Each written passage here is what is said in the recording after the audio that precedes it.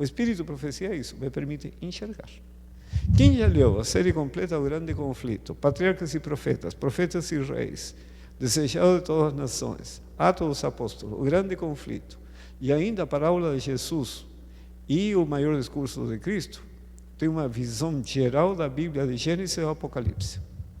Quem já leu os livros de saúde, Ciência e Bom Viver, Conselhos sobre Regime Alimentar, Conselhos sobre Saúde, Temperança, Medicina e Salvação, Mente, Caráter e Personalidade, volume 1, Mente, Caráter e Personalidade, volume 2, e o livro Vida no Campo, 8 livros, sabe como cuidar o templo do Espírito Santo. Quem já leu os livros sobre família, Lar Adventista, Orientação da Criança, Mensagem aos Jovens, Educação, Fundamento da Educação Cristã, Conselho aos Pais, Professores e Estudantes, enfim, tem tudo para construir um lar que honra o Senhor Jesus Cristo. E assim por diante. Então o Espírito de Profecia me abre a mente para compreender as Escrituras. Só que isso tem um grande problema. A vida muda. Muda para melhor. Só que o capítulo 12 nos mostra a consequência dessa mudança. 12 do Apocalipse, versículo 17. O que acontece quando você muda?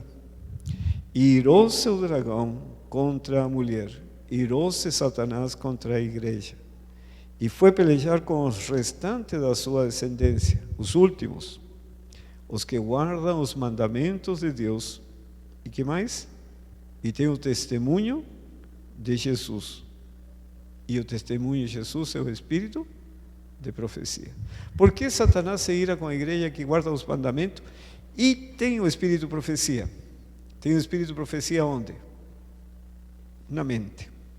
Porque mudou a vida. E aí vem a perseguição. E o que está escrito em 2 Timóteo, capítulo 3, verso 10. 2 Timóteo, capítulo 3, verso 10. Diz o apóstolo Paulo: Tu, porém, tens seguido de perto o meu ensino, procedimento, propósito, fé, longanimidade, amor, perseverança, as minhas perseguições e os meus sofrimentos, quais me aconteceram na Antioquia, Icônio e Listra. Que variadas perseguições tenho suportado, de todas, entretanto, me livrou o Senhor. E observem, ora, todos quantos querem viver piedosamente em Cristo Jesus serão perseguidos. Mas precisamos temer a perseguição, porque ela se vai levantar, é inevitável. Sabe? Enquanto nós não vivamos completamente a palavra, está tudo tranquilo. Comecemos a alimentar-nos do Espírito de Profecia e vamos começar a enxergar a Bíblia de maneira diferente. E vamos começar a praticar. E ao praticar, aí o diabo se vai levantar contra a igreja. Mas devemos temer isso, absoluto. O Senhor diz: eis que estou convosco até quando? Até a consumação do século. O que sim precisamos temer é não obedecer à palavra de Deus.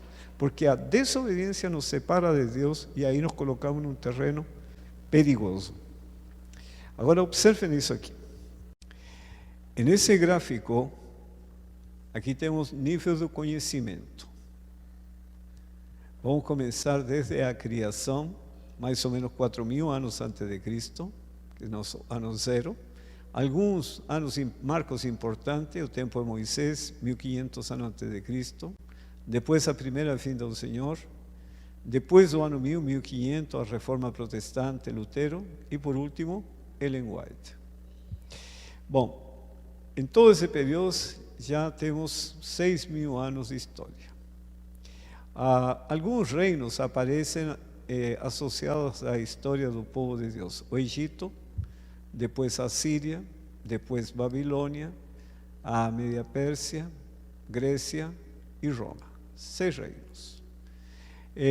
Depois da criação, em algum momento, entrou o pecado. Quando aconteceu isso? Não se sabe exatamente. Mas vejam o que diz o Senhor. Gênesis 6:5. Viu o Senhor que a maldade do homem havia se multiplicado na terra e que era continuamente mau todo o desígnio do seu coração. Então se arrependeu o Senhor de ter feito o homem na terra, e isso lhe pesou no coração. Bom, consequentemente, o conhecimento se foi perdendo em todo esse período. E chegou um momento que o Senhor não suportou mais. Gênesis 6, 7. Disse o Senhor: farei desaparecer da face da terra o homem que criei, o homem e o animal, os répteis e as aves dos céus, porque me arrependo de os haver feito.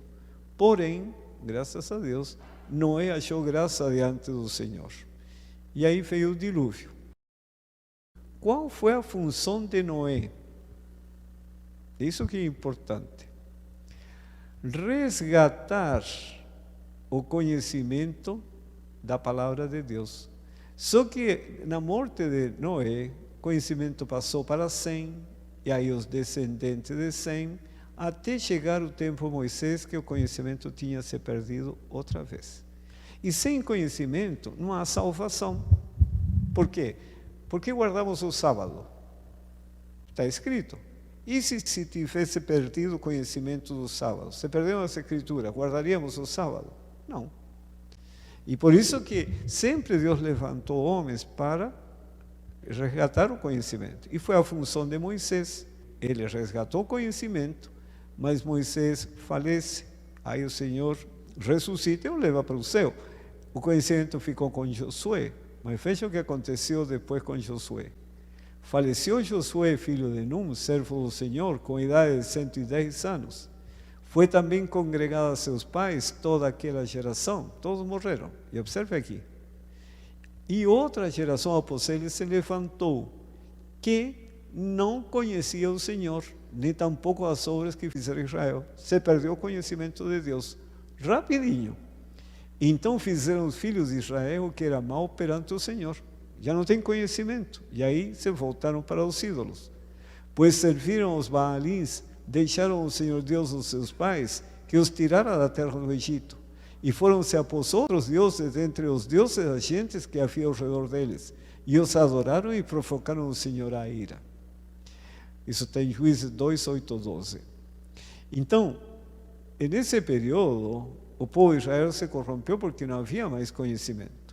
Pelo que a ira do Senhor se acendeu contra Israel e os deu na mão dos espoliadores que os pilharam e os entregou na mão dos seus inimigos ao redor e não mais puderam resistir a eles.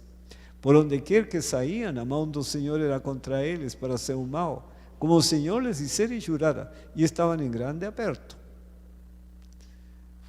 E diz ainda o Senhor, Juízes 10, suscitou o Senhor juízes que os livraram da mão dos que os pilharam. Contudo, não obedeceram aos seus juízes. Antes se prostituíram após outros deuses e os adoraram. Depressa se desviaram do caminho por onde andaram seus pais, na obediência aos mandamentos do Senhor, e não fizeram como eles. Esse período de juízes, a palavra de Deus oscilou bastante. Quando o Senhor lhe suscitava juízes, o Senhor era como o juiz e os livrava da mão dos seus inimigos todos os dias daquele juiz. Porquanto o Senhor se compadecia deles ante os seus gemidos por causa dos que os apertavam e oprimiam. Sucedia, porém, observem, que falecendo o juiz, reincidiam e se tornavam piores que seus pais, seguindo a outros deuses, servindo-os e adorando-os eles. Nada deixavam de suas obras, nem da obstinação de seus caminhos. Então, quando estava o juiz resgatava o conhecimento e o povo andava direito. Falecia o juiz, se perdia o conhecimento. E nesse período, então, a verdade oscilou bastante. Falecia o juiz e o conhecimento tendia a se perder. O Senhor levantava outro juiz e resgatava o conhecimento. E assim foi uma sequência de 14 juízes, desde Otniel, o sobrinho de Caleb, e o último juiz foi Samuel, quando eles pediram um rei. Aí veio o primeiro rei, que foi Saul, que foi escolhido pelo povo. Aí o Senhor escolheu um rei, Davi. Aí veio Salomão. E nesse período já a verdade oscilou. E aí se divide o reino do sul, Judá e Benjamim, liderados por Reboão, e o reino do norte, Jeroboão. 10 tribos que se corromperam rapidamente, e cada rei idólatra, nada havia de melhor de um para o outro. E assim foi uma sequência de reis todos idólatras. E o povo de Israel, idólatra também. Foram 20 ao todo. Todos esses reis idólatras. O que aconteceu com a verdade nesse tempo? Se foi perdendo. E então o Senhor, no ano 722, retira a proteção de Samaria e a Síria destrói esse reino e os leva para o cativeiro. O que aconteceu com o reino do sul? Depois de Asa,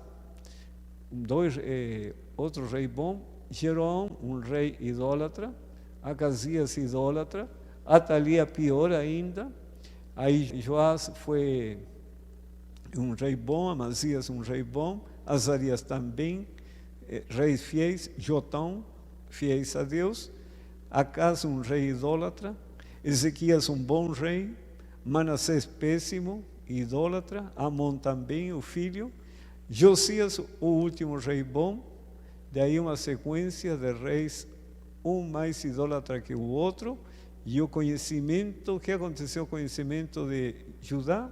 Oscilou por causa destes reis e finalmente se perde. O que fez no ano 603? O Senhor retira a proteção de Jerusalém, vem Babilônia e destrói o reino. Bom, nesse período a verdade não se perdeu completamente por causa dos profetas que ali estavam. Mas depois de Malaquias, o conhecimento se foi perdendo, até o ano 70, quando o Senhor retira a proteção de Jerusalém e Roma destrói Jerusalém. Mas antes disso veio o Senhor Jesus. Com que propósito? Resgatar o conhecimento. Porque sem conhecimento não há como salvar-nos. Por isso que Deus protegeu sempre o conhecimento ao longo dos anos.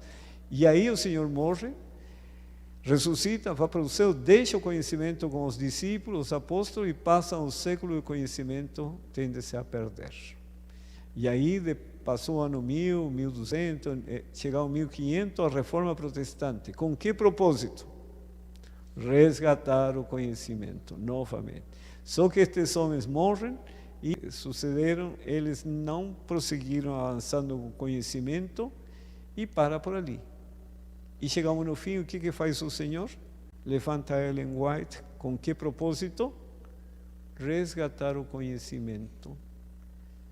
Morre Ellen White e com a tendência natural, perder seu conhecimento. Só que não se perdeu porque ficaram todos esses livros escritos que nós temos à nossa disposição. Eu animaria, entre nesse canal Sinais da Eternidade, onde vocês vão ver todos os vídeos deste seminário do Apocalipse. Porque o dia do Senhor está próximo. Não espere. Entregue sua vida ao Senhor Jesus, porque o Senhor quer ter a alegria de você estar também no céu e você levar sua família para o céu. A decisão é sua. O poder é de Deus. Que o Senhor abençoe.